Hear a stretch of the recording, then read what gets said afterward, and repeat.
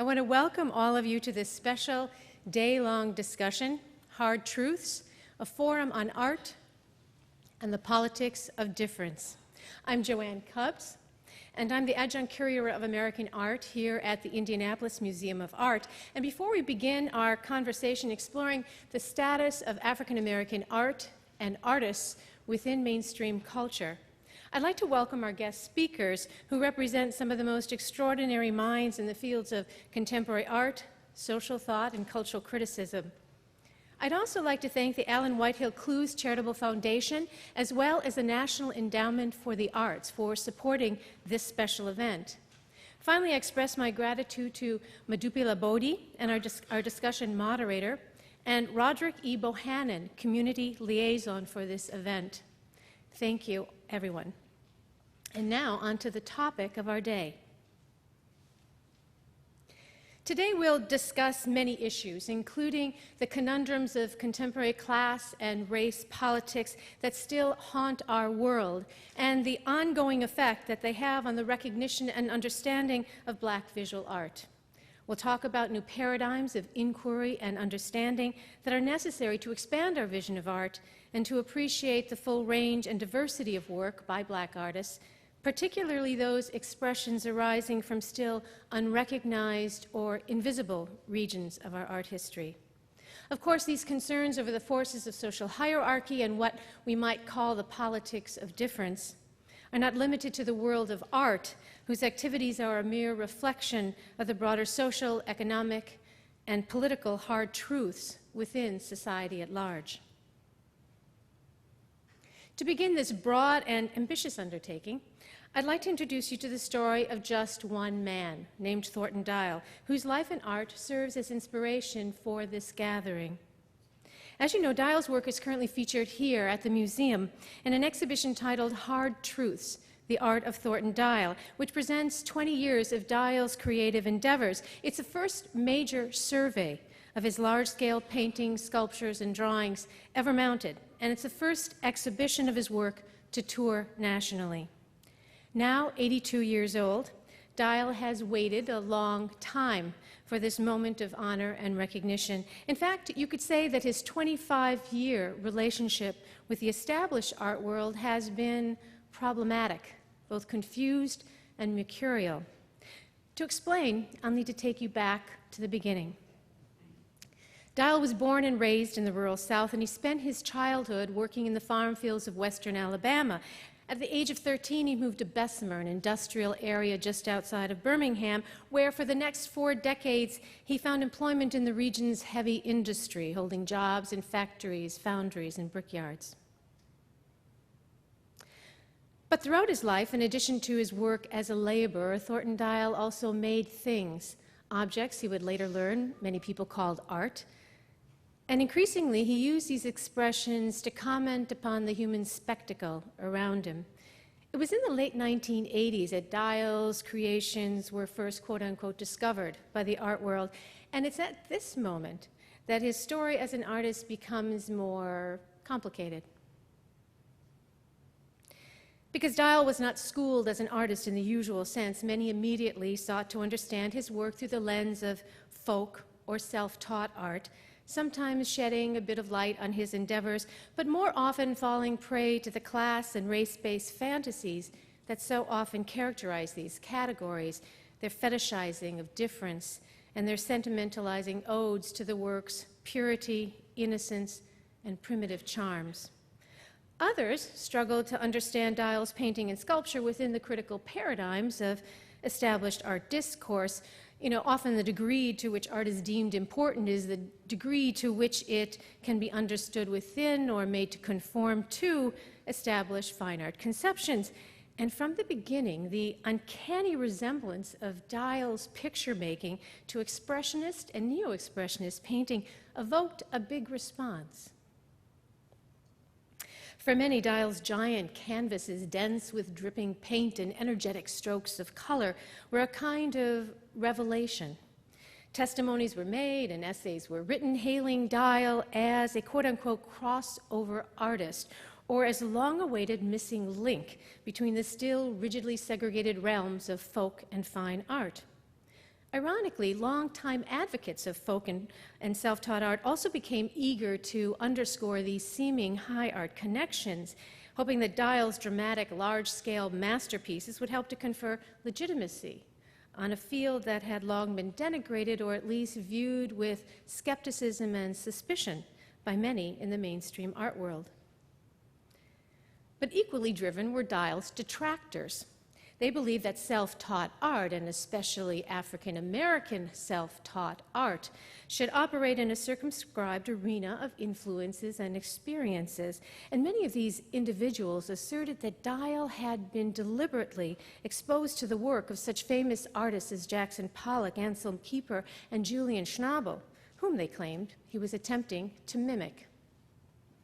Now, all of these points of view, despite their seeming differences, shared the same problem, for beyond their various arguments, most of the intention and meaning of Dial's art had been lost in translation, eclipsed by the distorted visions and foreign interpretive models imposed upon it. Perhaps the most misleading designation assigned to Dial's work has been the term outsider art, which conjures this mythic vision of creativity untainted by cultural forces of any kind and governed by mysterious inner urges. But there is no mystery here, just misinformation. The truth of the matter is that Dial's work is a brilliant example of art emerging from, influenced by, a number of unheralded and unrecognized African-American expressive traditions, not least of which is the Southern Yard Show. And I'll quickly explain a little bit more about this with some visual examples. Comprising an important missing chapter in the annals of American art history, black yard art is a widespread tradition of found object sculpture made by untold numbers of African American artists throughout the South. Assembled along back roads, in front of houses, and in nearby fields, these creations take a wide array of everyday cast-off materials, from bottles, rusted machine parts, and tires to worn-out appliances, clothing, and even broken furniture, and invest these seemingly ordinary objects with a wide range of social, political, philosophical, and spiritual commentaries. Curiously, to the uninitiated, these yard constructions often appear to be ordinary piles of junk, an intended deception that once prevented their discovery by an oppressive white overculture with a long, long history of suppressing or destroying African American cultural expression. Here's one of Dial's own yard art creations, and I think it's easy to see the relationship between Dial's refuse-laden paintings and sculptures and the encoded language of found objects that he shares with the yard art assemblages that have become such a prominent part of the South's cultural topography. So looming behind the celebration of Dial's paintings and sculptures is the long overdue recognition of this major creative tradition, as well as the other aesthetic practices that have in many ways influenced his work, like the rhetoric of Southern rural recycling and the poetics of black signifying, improvisation, cultural code switching or remixing, and other expressive strategies that have not yet been mapped into our understanding of art history. Not surprisingly, Dial himself has had a few thoughts about the art world's failure to recognize forms of black creativity that have long flourished without recognition. For example, in 2004, he created his own monument to these uncelebrated expressive traditions, straightforwardly called the Art of Alabama, seen here. It's a towering sculptural assemblage fashioned from found objects that call to mind the tradition of the African American yard show. But the piece also includes a garden statue of the classical figure of Pandora. It's an example of white yard art facing off against black yard art. Representing the hallowed aesthetic traditions of Western fine art, Dial's brightly painted Greek sculpture also serves as a kind of icon of the aesthetic classicism and elite taste culture against which the works of so-called unschooled black artists like Dial have often been measured and frequently dismissed. Juxtaposing this potent symbol of Anglo-European art history with the emblems of black vernacular culture, Dial probes the sense of difference that separates these two art worlds. And as if to invert this social hierarchy, Dial's edifice of black creativity rises high above the finely sculpted figure of Pandora, overshadowing her revered aesthetic position, at least for a moment. In 2004, Dial created another towering sculpture called Dial's Roller Coaster World, which likens the careening up and down rides of an amusement park to the precipitous highs and lows of his critical reception within the art world. The metaphor is a fitting one. To this day, a very prominent group of critics, curators, and scholars passionately proclaim his brilliance as an artist, while many others continue to dismiss or ignore him. His work is included in the collections of some of the nation's most important museums, yet it still remains largely unknown to the public. And in the year 2000, his paintings and sculpture were featured in the prestigious Whitney Biennial. But before the exhibition here at the IMA, there's only been one major museum show of his work since that time. Another piece that chronicles an episode from Dial's life as an artist is this work from 2003, a life-size self-portrait hanging lynched from a television antenna. This dangling, paint-spattered corpse satirizes Dial's defaming by reporter Morley Safer in a 60 Minutes television interview that amounted to a form of, well, public execution. The 60 Minutes piece aired nationally on CBS in the fall of 1993, just a few days after the highly successful opening of Dial's first and only major New York exhibition. Promising to be a positive piece on Dial, the report by Safer turned out to be an expose of the ways in which Southern African-American artists had been mistreated by white collectors and dealers, particularly William Arnett, Dial's longtime supporter.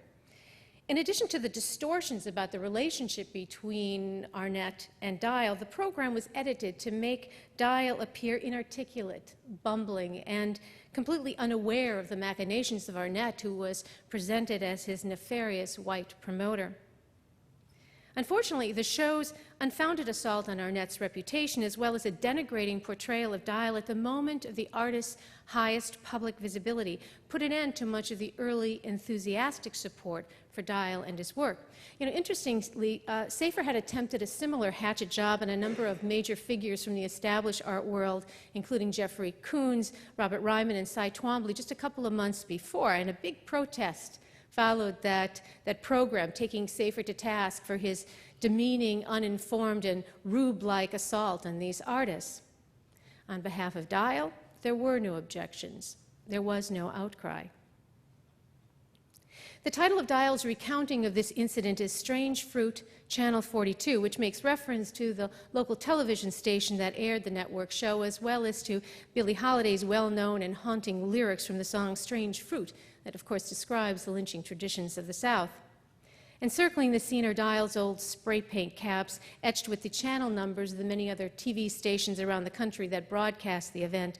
Near the feet of the self-portrait are artificial memorial bouquets that Dial scavenged from a nearby cemetery. Here's a detail. Weaned in the unheralded expressive traditions of the Black South, Dial's work speaks in a voice rarely, if ever heard, within the canons of modern art and culture. And it challenges many of the assumptions of that world. Made by an unlettered working-class man in an old garage, it defies all expectations about who will create our culture's most epic expressions. Fashioned from the scorn remnants of junk heaps and garbage piles, it's composed from materials not usually associated with objects of breathtaking beauty and power. And imagined by an artist who seldom ventures beyond his own home in Bessemer, Alabama, it's hardly the anticipated source for a vast and probing discourse on all of humanity. Today, more than 2 decades after the advent of what was popularly dubbed the multicultural agenda and the dissolution of some cultural boundaries, there still remains an entrenched and privileged realm of aesthetic discourse against which many artists are judged as other. But there has been a particular irony in the art world's shunning of Dial, whose work wrestles with the tyranny of such social hierarchies. In fact, the outsider status so often imposed on Dial by the contemporary art world recalls the exclusionary social politics that he experienced virtually all of his life as a black working-class man struggling to survive one of the most repressive and perilous periods of race relations in the American South. And such forms of oppression and the quest to overcome it are at the very center of his art's meaning and purpose. In Dial's art, the discourse of outsiderness, and that's the real world kind, not the mythic version, and the related themes of exclusion and oppression informs much of his subject matter. And of course, in particular, many of his works recount excerpts from African American memory and struggle. Here's the image of a slave auction titled "Looking Good for the Price," as described to him by his great-aunt Sarah Lockett, an inherited memory from a long history of suffered brutalities.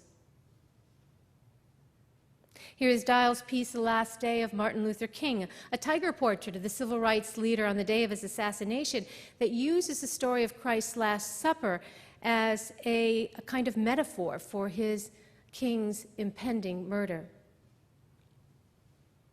And here is a related work, "Blood and Meat, Survival for the World," a mass of tightly knotted and paint-encrusted rope that symbolizes torn flesh and bursting viscera, the grisly remains of King, John F. Kennedy, and other champions of the oppressed whose lives were sacrificed for the cause of social justice.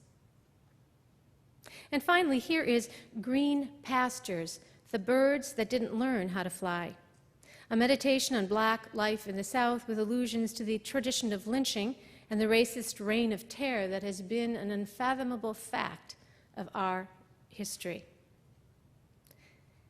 In the end, Dial sees these recountings and all his recountings of Black memory as a much larger metaphor for the dilemmas of all those struggling for equality and justice in the world. He links the experience of African Americans to stories of all the dispossessed, and he's created countless other works on the plight of immigrants, laborers, the homeless, the rural poor, the urban underclass.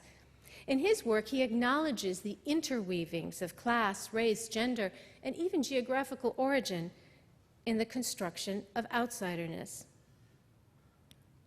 This piece is titled "Lost Americans." It's Dial's attempt to exhume the remains of those otherwise rendered invisible within the contours of history, a soil-colored tribute to the forgotten lives of those who farmed the fields, endured the hardships, and died without recognition in the world of the Black rural South.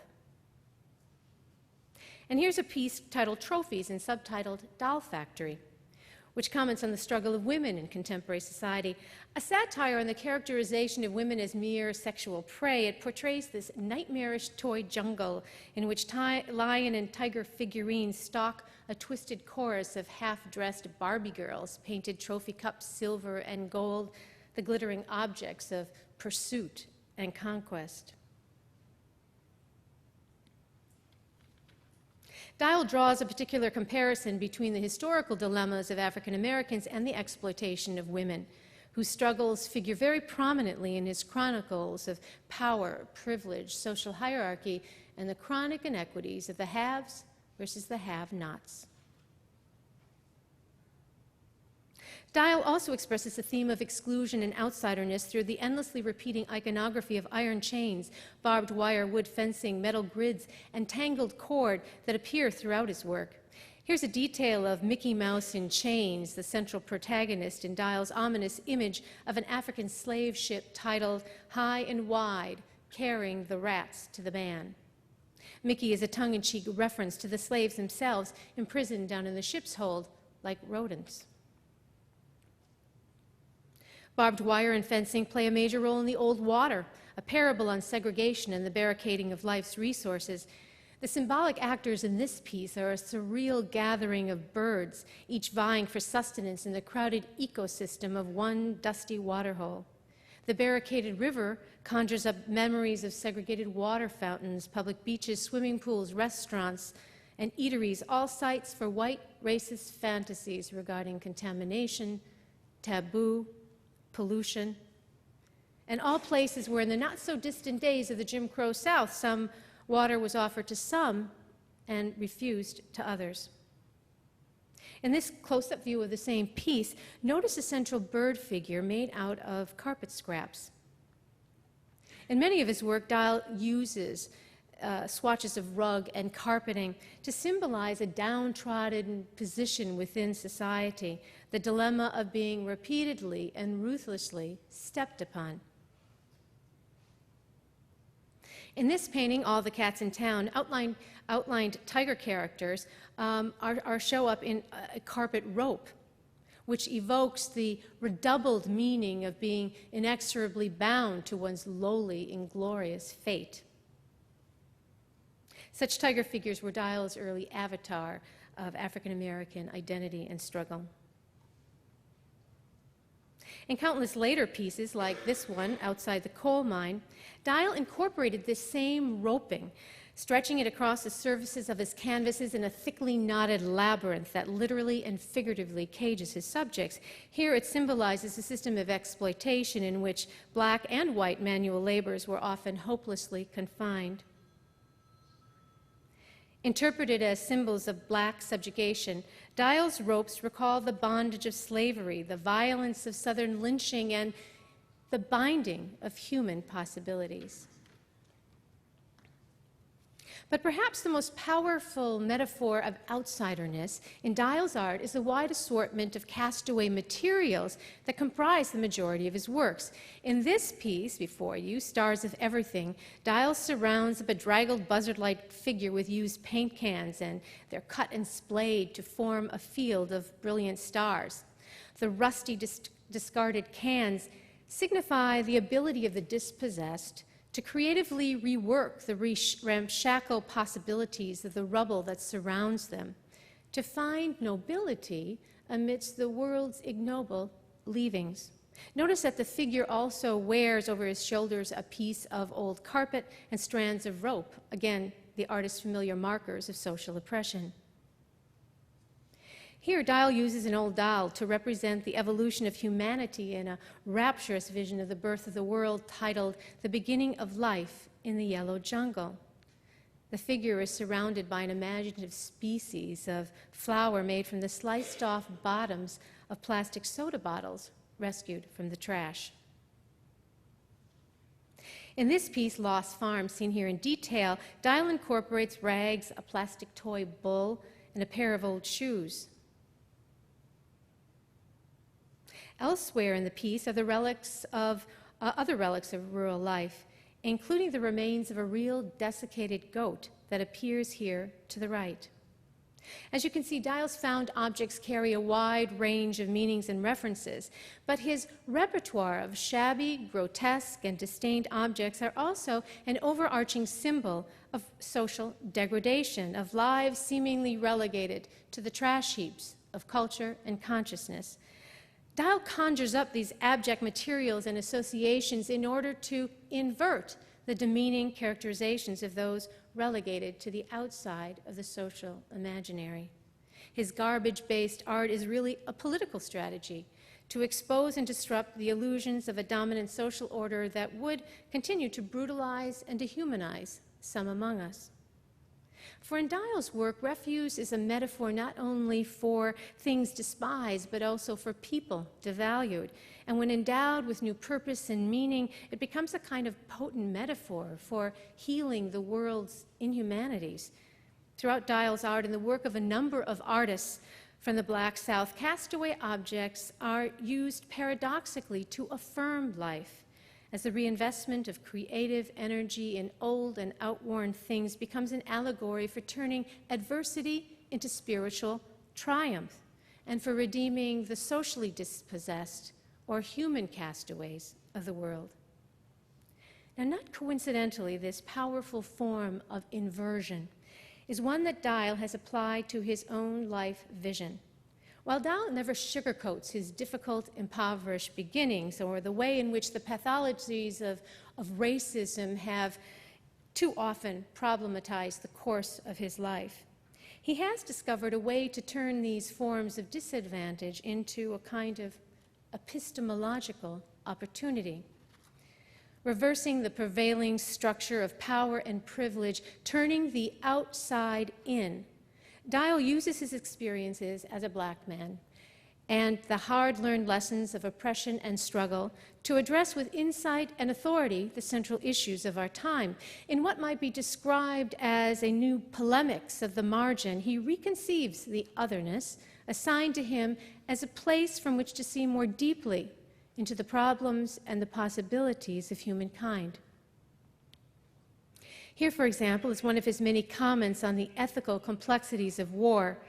It captures the carnage of human conflict, a barbed wire world mangled and tangled in the wake of its own self-destruction. But look more closely. Hovering above it all are two metal bars with flag-like stripes that form the patriotic V for victory, the delusional rhetoric of triumph etched atop the wreckage of battle. The piece is ironically titled, Victory in Iraq. In this darkly humorous five-part piece called Driving to the End of the World, Dial speaks about the folly of the global oil crisis and our reckless consumption of the Earth's resources. And here he takes on one of the most horrific events in recent global history, the tragedy of 9/11. In this wall assemblage called Looking Out the Windows, a maze of rope and wire mesh and snare an eerie chorus of dolls, teddy bears, and other toys, some helplessly trapped and others tumbling out to recapture the horrific sight of victims falling to their death from the windows of the crumbling towers. The incongruity of Dial's childhood objects with violence and death intensifies the feeling of horror and anguish. But most importantly, these figures underscore notions of innocence, the innocence of the lives that were lost, the innocence of a country that believed itself to be invulnerable to attack, and perhaps the innocence of America's heroic self-conception in a world that did not wholly share that vision. Finally, in this image of a frayed and bloodied American flag, Dial argues for the tenacious pursuit of our shared democratic ideals, despite the ravages of human conflict and divisiveness that continue to tear at the fabric of our social world. The title of this piece is, Don't Matter How Raggedy the Flag, It's Still Got to Hold Us Together. From the beginning of his life as an artist, Dial has seen his work as a way to remap and enlarge our understanding of things. And in the end, his art serves as a powerful model for how we might capture and open up new conversations about the plight of our world. Dial's unique merging of aesthetics, history, and social conscience moves the discourse of contemporary art making into some remarkable new territory, to a place that not only stirs the imagination, but that also inspires our humanity. Thank you.